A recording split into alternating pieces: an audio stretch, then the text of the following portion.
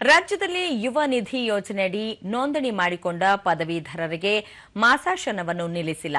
ನೋಂದಣಿ ಮಾಡಿಕೊಂಡ ಎಲ್ಲರಿಗೂ ಕಂತಿನ ರೂಪದಲ್ಲಿ ಹಣ ಬಿಡುಗಡೆ ಮಾಡಲಾಗುತ್ತಿದೆ ಎಂದು ಮುಖ್ಯಮಂತ್ರಿ ಸಿದ್ದರಾಮಯ್ಯ ಹೇಳಿದರು.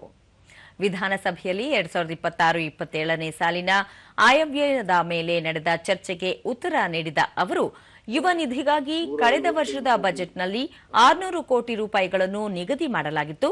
ಈ ಬಾರಿಯೂ ಅಷ್ಟೇ ಪ್ರಮಾಣದ ಅನುದಾನವನ್ನು ನಿಗದಿ ಮಾಡಲಾಗಿದೆ. ಮಾಸಿಕವಾಗಿ ನೀಡುವ ಕಂತುಗಳನ್ನು ಮುಂದುವರಿಸಲಾಗುವುದು ಎಂದರು. ವಿರೋಧ ಪಕ್ಷದ ಉಪನಾಯಕ ಅರವಿಂದ ಬೆಲ್ಲದ್ ಸರ್ಕಾರ ನಿಗದಿ ಮಾಡಿರುವ ಅನುದಾನ ಸಾಲುವುದಿಲ್ಲ ಎಂದು ಆಕ್ಷೇಪಿಸಿದರು.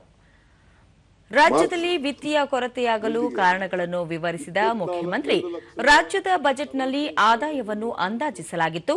ಮಧ್ಯಕಾಲಿಕವಾಗಿ ಜಿಎಸ್ಟಿ ಪರಿಷ್ಕರಣೆ ಮಾಡಿದ್ದರಿಂದ ರಾಜ್ಯಕ್ಕೆ 10,000 ಕೋಟಿ ರೂಪಾಯಿಗಳ ನಷ್ಟವಾಗಿದೆ. ಜೊತೆಗೆ ಜಿಎಸ್ಟಿ ನಷ್ಟ ಪರಿಹಾರ ಪಾವತಿಯನ್ನು ನಿಲ್ಲಿಸಿದ್ದರಿಂದ ರಾಜ್ಯಕ್ಕೆ ಆರ್ಥಿಕ ಹೊರೆಯಾಗಿದೆ. ವಿತ್ತೀಯ ಕೊರತೆ ಹೆಚ್ಚಾಗಲು ಇದು ಕಾರಣ ಎಂದರು. 1,85,238 ನೀವು ಎಷ್ಟು ಬಿಟ್ಟೋಗಿದ್ರಿ ಅಂತಂದ್ರೆ 2023 ಮಾರ್ಚ್ನಲ್ಲಿ 5,53,363 ಕೋಟಿ ಸಾಲ ಬಿಟ್ಟಿದ್ದು.